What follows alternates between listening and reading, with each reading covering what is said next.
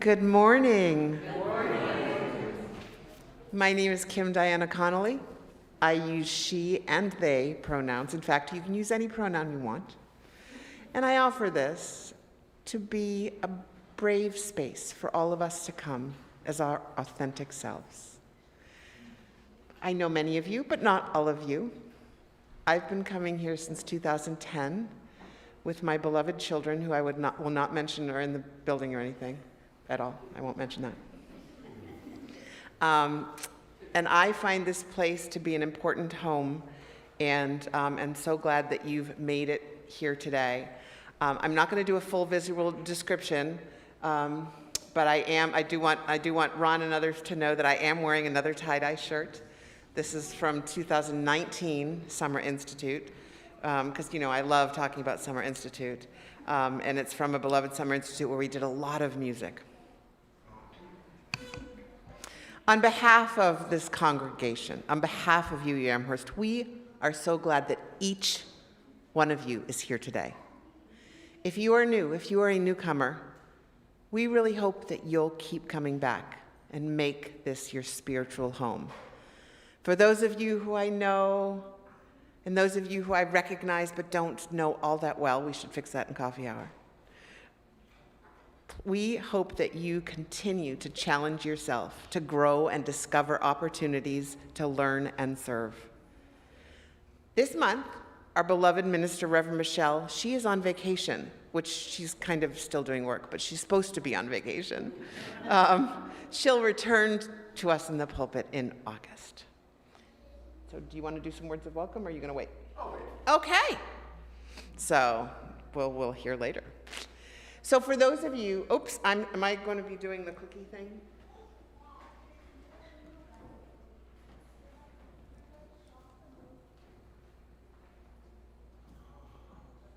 There we go. Oh.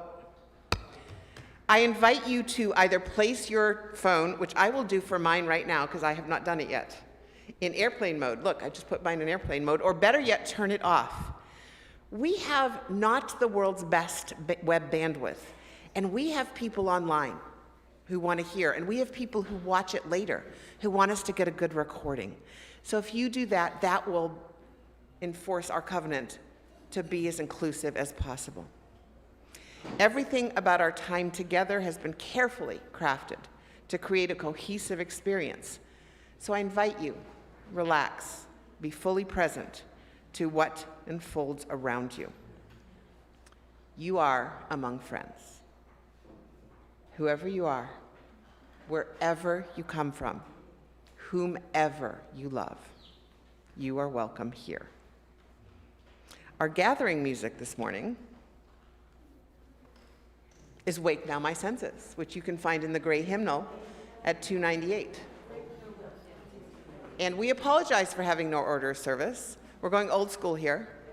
Just be open to the surprises that are coming, not big ones.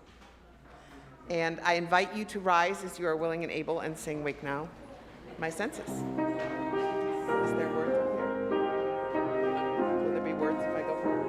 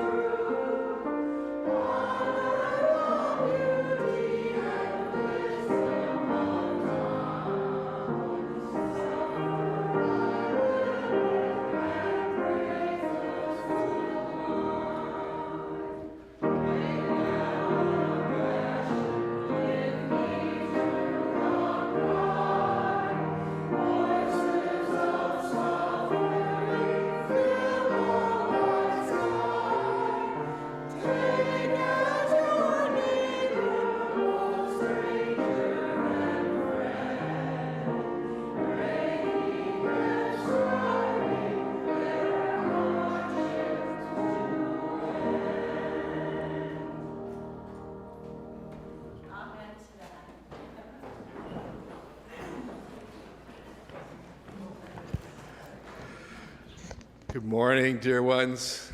I'm Reverend Bobby Lavallee. Some of you may remember me. I've preached here before. I also, wow, how do I do this? There we go. I also grew up just a few miles from here.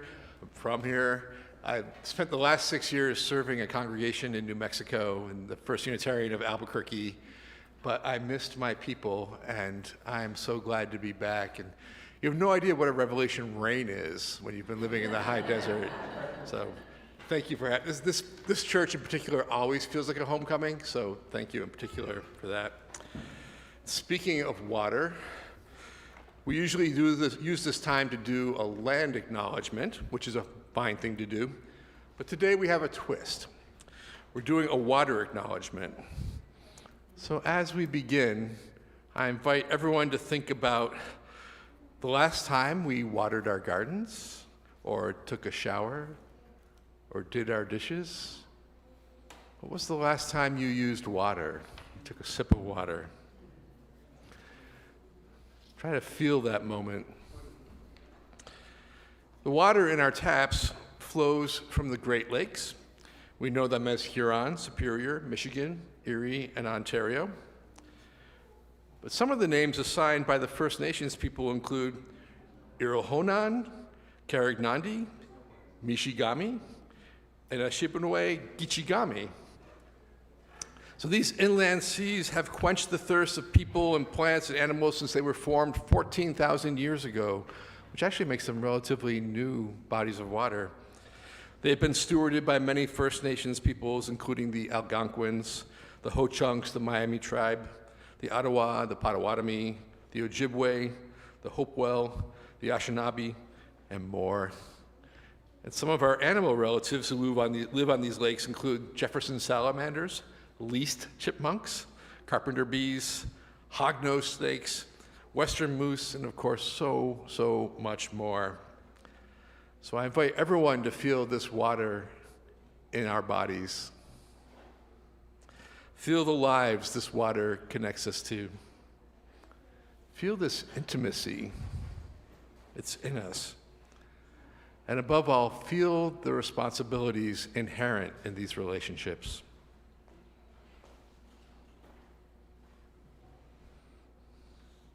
Blessed be. It is our custom when we gather to light a chalice. This symbolizes our gathered community, and the flame represents the spark that each one of us brings to us, to this community. Each one of us, and the light of truth it also represents, and the warmth of community, this flame, and the fire of our commitment. So, with the spirit of justice and compassion towards the world, will you join me? Oops, that was what that gesture meant. Will you join me in our chalice lighting words? We gather in this hour as a people of faith, joys and sorrows, gifts and needs. We light this beacon of hope, sign of our quest for truth and meaning, in the celebration of the life we share together. So each week we bring our whole selves into this sacred time, our joys, our sorrows, our fears, our disappointments, our little triumphs, our connections. And this table where we gather is at the center of our space, a symbol for a community that is at the heart of UU Amherst. And so I invite you now to come forward and place a stone or shell on the table labyrinth in recognition of all that you bring, all that you are, everything that you're carrying today. And may we remember that we are called to heal and bring love to all the broken places.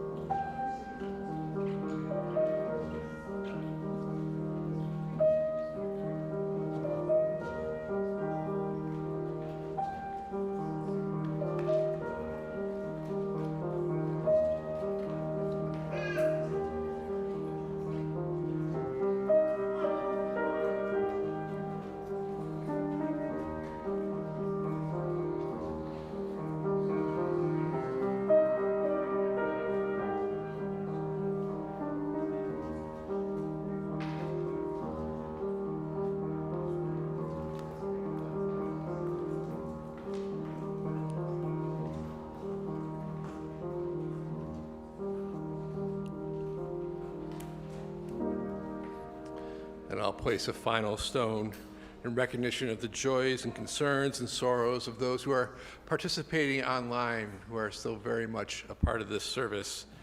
You are embraced by this community.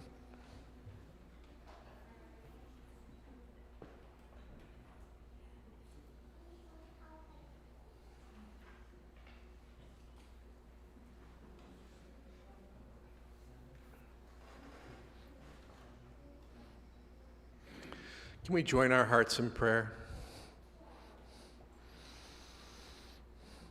Let's expand our circle to include those who may not be present, but who we carry in our hearts. Those who are ill.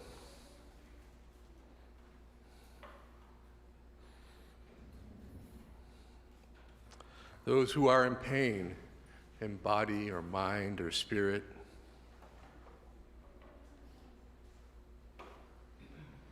Those who are lonely.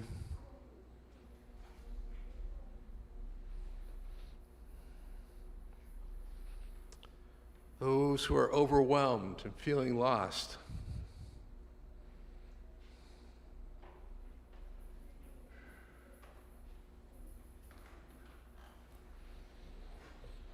Those who have been wronged or who have witnessed things that they know in their core are wrong.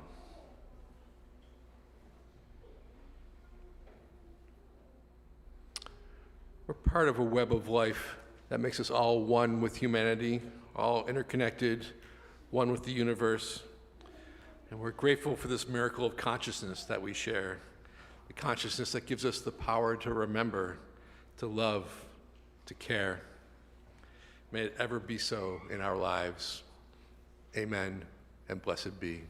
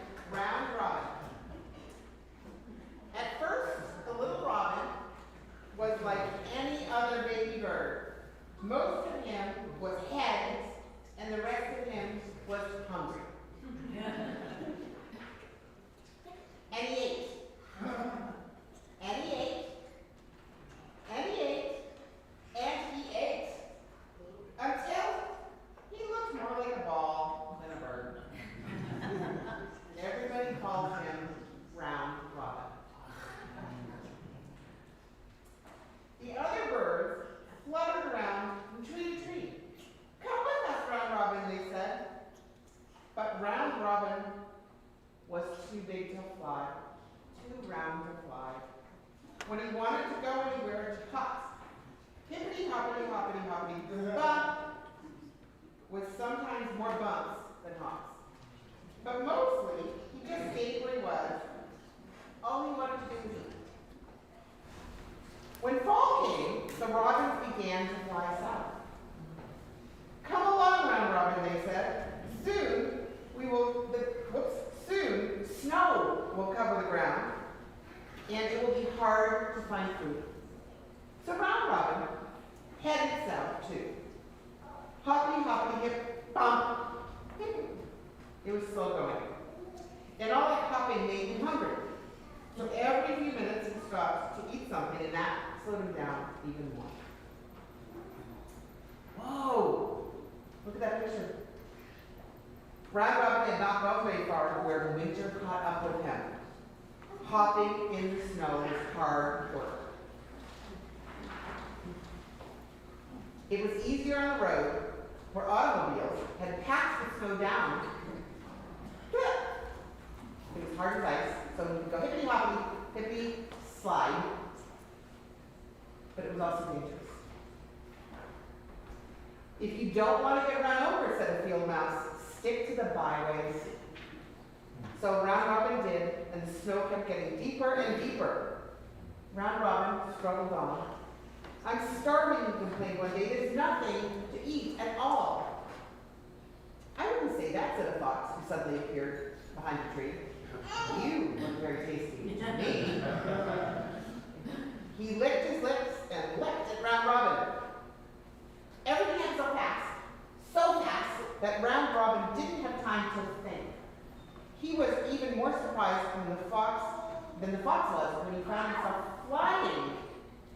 He wasn't round anymore. It's from all that exercise and nothing to eat, said round robin as he flew south. He flew and he flew and he flew. What do you see there? You see sun, right? And he didn't dare stop until he caught up with the rest of the robins. It was warm and sunny in the south with no snow on the ground. Food was easy to find, and brown robin was oh so hungry. So he ate, and he ate, and he ate, and he ate, and then he looked more like a ball than a bird. It was taking all winter for round robin to make the trip, and now it was spring, and the robins were beginning to fly north again. Come along, round robin, they said, it's time to go home. And so round robin sighed a deep sigh and started on the trip back north. Hippity, hoppity, boppity, bop. Yeah. All right. He doesn't like you about fall. All right. So shall we sing the hippity, hippity, boppity people up? Now hippity hop back through.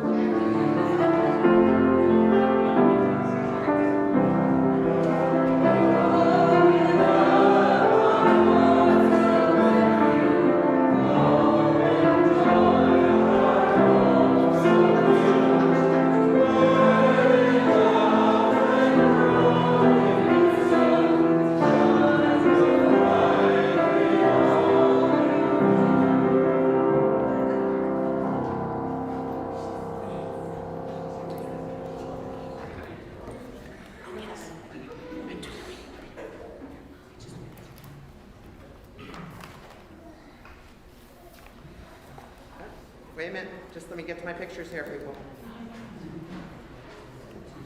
There we go. We have a reading today called All That We Share is Sacred. Oh, and I have to get to, I'm going to have to turn on my phone. I'm sorry, I'm going to have to turn on my phone because I only took a screenshot of the first screen. So just think happy, hippity hoppity thoughts amongst yourselves while I go find the tap. And don't do like me, don't take the bandwidth. There we go. So this is by André Moll. I'm sure I pronounced that. I apologize, Andrea, for doing it wrong.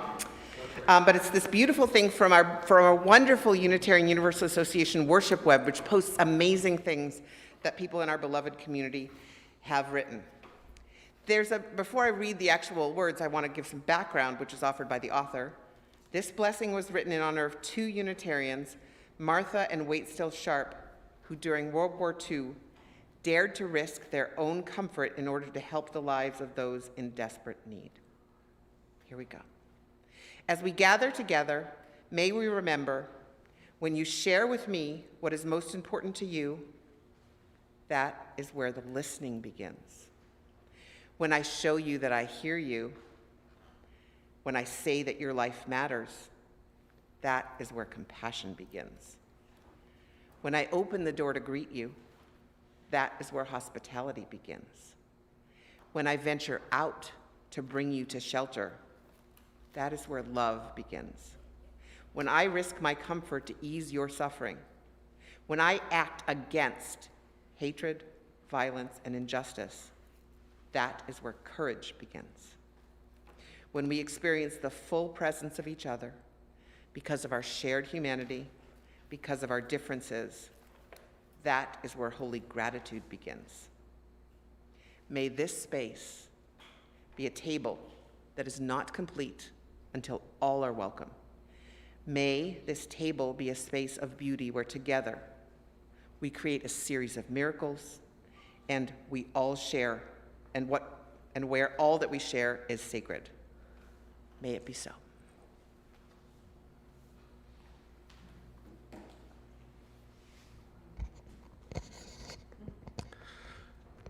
I do want to say thank you to Kim Diana, who has been through this whole process incredibly flexible. Thank you for being so adaptable. She found out this morning at 10:15 that she's doing the reading, for example. I'd like to start by sharing a story. I became a Unitarian Universalist in the early 1990s, and when I joined a small church in my neighborhood in Boston, Massachusetts, in Jamaica Plain. And in that church was a young family, a couple with two little girls, and a few years after I joined, the mother was diagnosed with breast cancer. The church sprang into action, providing food and rides and childcare and cleaning their house right down to scrubbing their toilets. But unfortunately, the mother never recovered. It was heartbreaking. And a month or so after her funeral, her husband was back at the church, and the little girls were back in religious education. And during the service, the husband got up to speak, and this always chokes me up. He began to weep, and he did his best to thank the congregation for all that they had done. And he concluded by saying, "You are God's people, and your hands are God's hands." Now, as you use, we need to translate that God language into words that work best for our own personal theologies. And I like to think that what he said meant, you are love's people, and your hands are love's hands. So however we receive that story in our hearts, it's a story about the power of congregations at their very best. I grew up in a large suburban Roman Catholic church, not to name any names, probably drive by it fairly often. And the congregation, honestly, there felt very corporate, like there was a transaction going on. It felt like a large group of individuals who were punching their communion ticket every Sunday. As for folks who may not be familiar with Roman Catholicism, part of the Sunday service is lining up to receive a thin wafer of communion and from the priest or the deacon. And I particularly love the folks who would get up to receive communion, and instead of going back to their seats, would just keep on going right out the door to beat the rush to the parking lot, even though the service was very much not over. So, later, God. This is an example of a consumerist church, and it may have changed a lot since then, so I don't want to imply anything about how it is now. But a consumerist church, these are places where, and this is a concept that applies across all denominations. Consumerist church have a variety of definition, but I'm thinking of a church where there's a kind of transaction between the individual congregant and the lay and ordained leadership of the church. So this is where a person comes to a service to get their little fix of piety and maybe make a donation, but that is the extent of the relationship. One of the most glaring examples is the person who reads through the sermon topics ahead of time and decides whether or not to attend the service based on the blurb. And I wonder how many people read through and saw that I was preaching and just opted out. Wouldn't surprise me. So this makes it like choosing a movie to watch on Netflix rather than allow oneself to be carried in the current of the larger church. In a non-consumerist church, folks come to a place where they are open to being changed by what they hear. Open to being changed by what they hear. They understand their commitment to each other. They understand that their membership in the church calls them to be in relationship with other congregants, to see them as whole people, and to love them even if they don't like them. To love the people even if they don't like them. And they understand that a congregation is an act of open-hearted creation, co-creation. So just like the sun and the soil and the water and the bugs co-create a garden, we co-create a religious community where we all show up and do our part. So just to be fair, there are Roman Catholic churches with congregations of deeply caring and committed people, despite the sexism and the homophobia of the theology. In fact, there was a Catholic church in Albuquerque where I would get that same kind of feeling of a church that was non-consumerist. A few years ago, they put up a nativity scene before Christmas, like many churches do.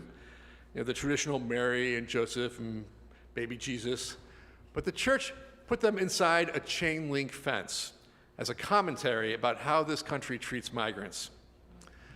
And it was powerful.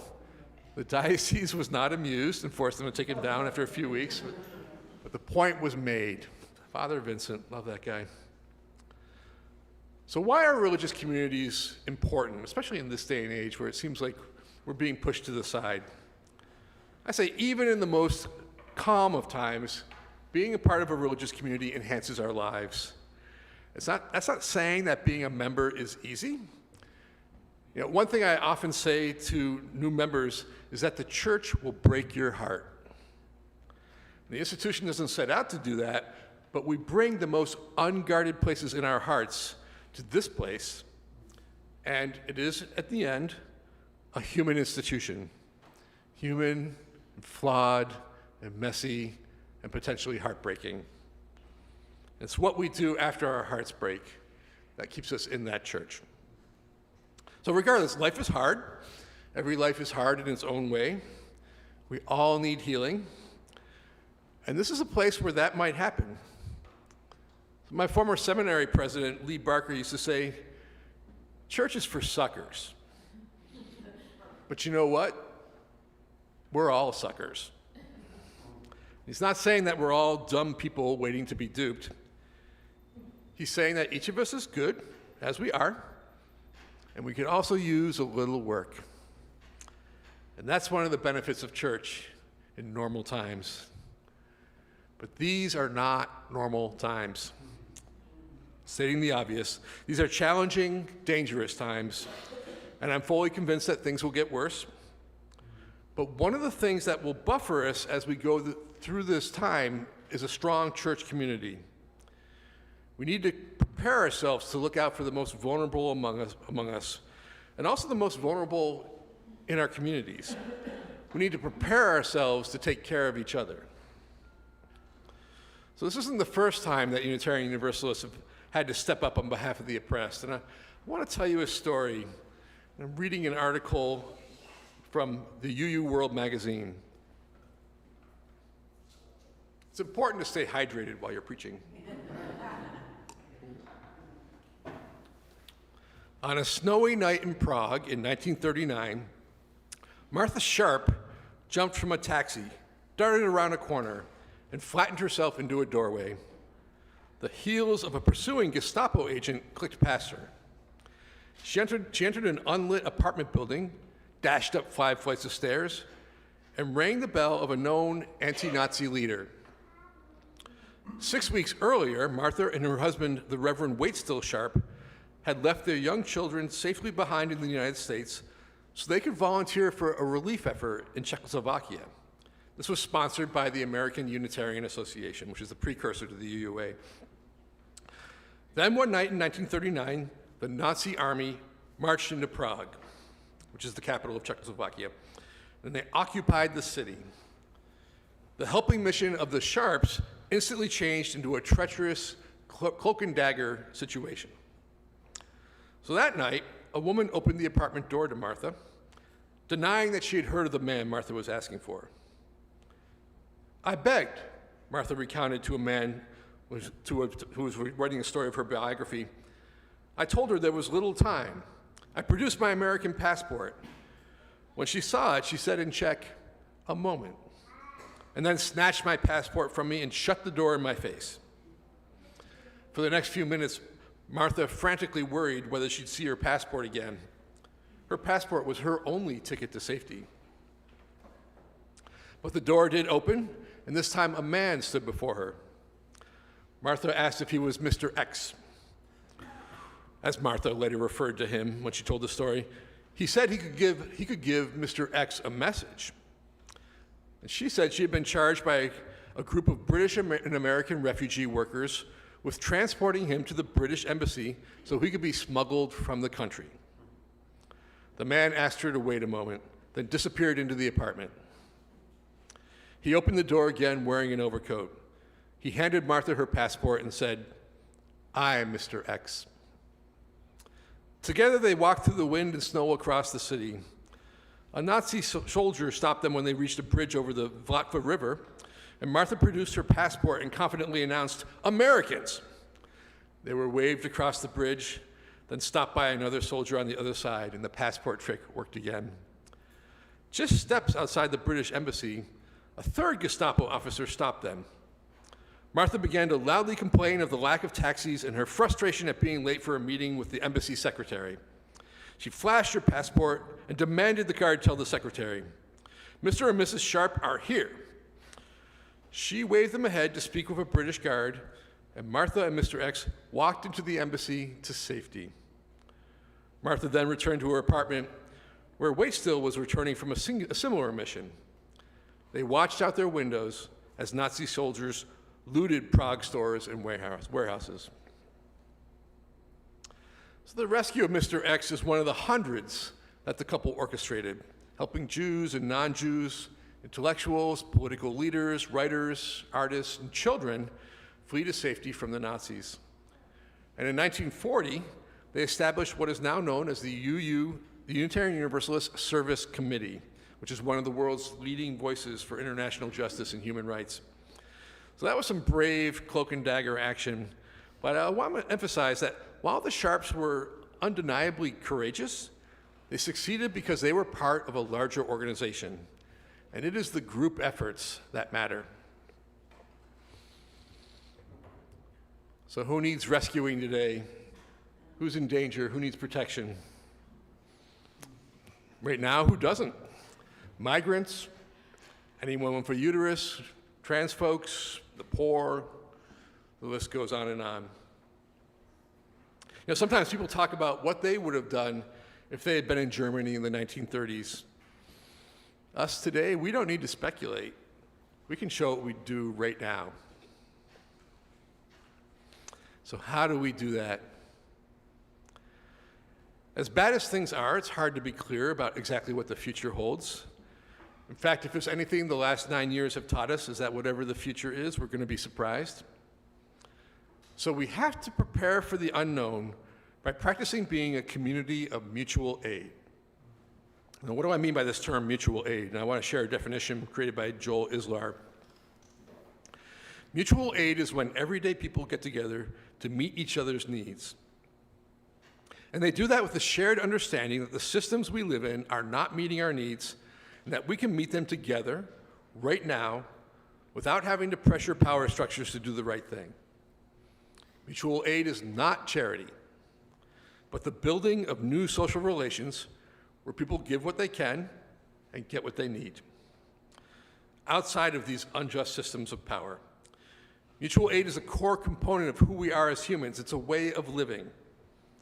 It is moving beyond the idea that we should compete for resources and depend on structures of power to provide for us when we are actually capable of doing that together. Now, I know that this church has a justice advocacy team and a clothing ministry and a little free pantry. I'm actually jealous of that. I always wanted to get that going in Albuquerque. These works are developing and supporting our own networks of generosity. And this is practice for a difficult future. We're practicing through these programs how to do mutual aid for the future. Because we need warriors and advocates and cooks and caretakers and poets and musicians and so much more.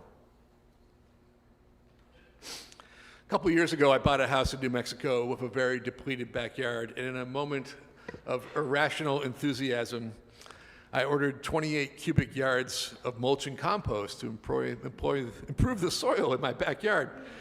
I actually had no idea. I'm not a gardener at all. I had no idea how much that really was. So imagine my surprise when I received not one, but 2 dump truck loads into my driveway, entirely filled the driveway. And I knew I had bit off way more than I could chew. And I started the long process of bringing it all to my backyard, 1 wheelbarrow full at a time. And I did as much as I could, which was not much, and then I called it a day. And that evening, my doorbell rang, and there was a man there with this adorable puppy he was holding. And the man said, "I see that you have an enormous job to do. I'm in between jobs, and I'd like to help you out, and I'm not looking for money. I just want to be a good neighbor." Well, that guy, he worked for the next 5 days in the heat, schlepping compost and mulch. He pretty much did the whole job by himself. Each and every day, I begged him to take some money, and he constantly refused. And on the last day, I tried one more time to pay him, and I got a little pushy, and he just looked at me and said, "Why don't we just leave it for God's eyes?" So I told a colleague that story, and she said to me, "Sometimes people are angels without realizing that they are angels. Sometimes people are angels without realizing they are angels." Are any of those folks in our midst today? I bet they are. The times ahead are going to challenge us individually and as a community. We're going to need angels, we're going to need Martha Sharps, and we're going to need to be the hands of love or God or the divine. We're going to need all of us suckers pulling together and looking out for each other and looking out for the most vulnerable among us. And I believe that our Unitarian Universalist faith will carry us through. And I believe in this religious community. I believe in you. Amen, and blessed be.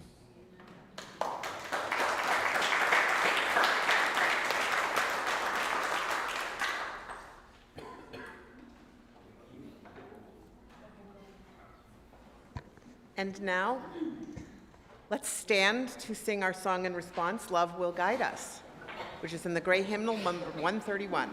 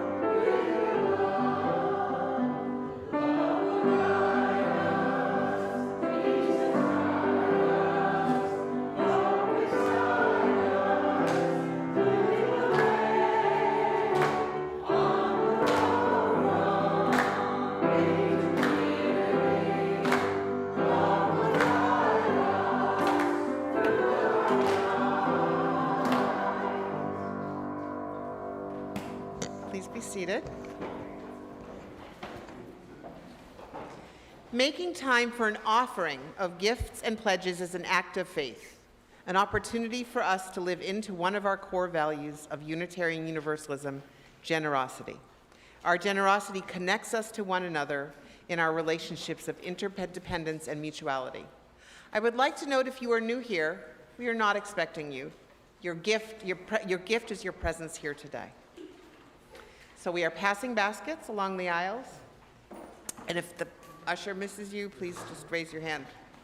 The offer is being gratefully received.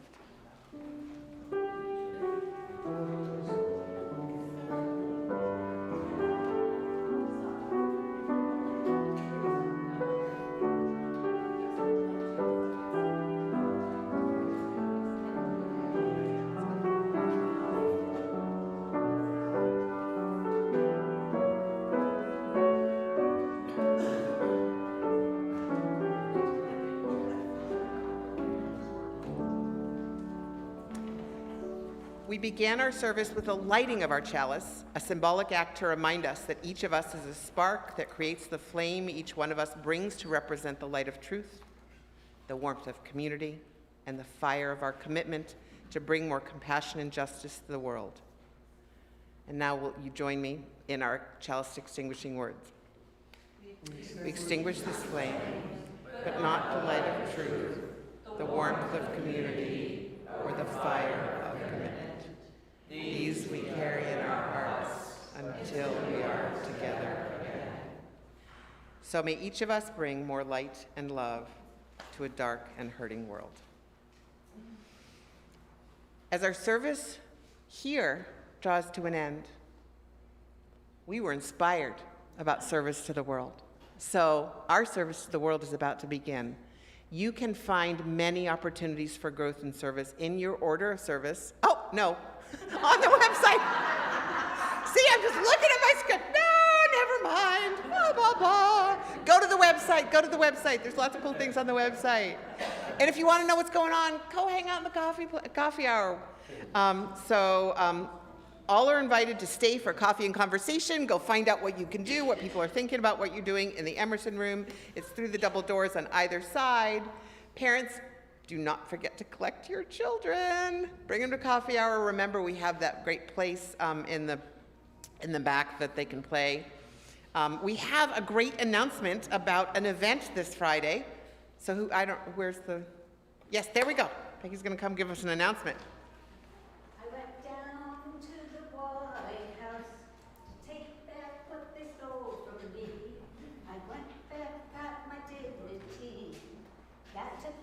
By humanity. As you can tell, I can't sing. I'm inviting you to do that with me. Friday night, 6 to 8, here in the Emerson room, the Justice Advocacy team is celebrating their 1-year anniversary, and you guys have done an awful lot this past year. When you think about the firewall, you think about the protests, you think about the things we raised for the Jewish refugees, you think about our new cafe. You've done a lot, so let's celebrate. Come, join us, the Emerson room, Friday, 6 to 8. Ooh, that sounds like fun. Woo!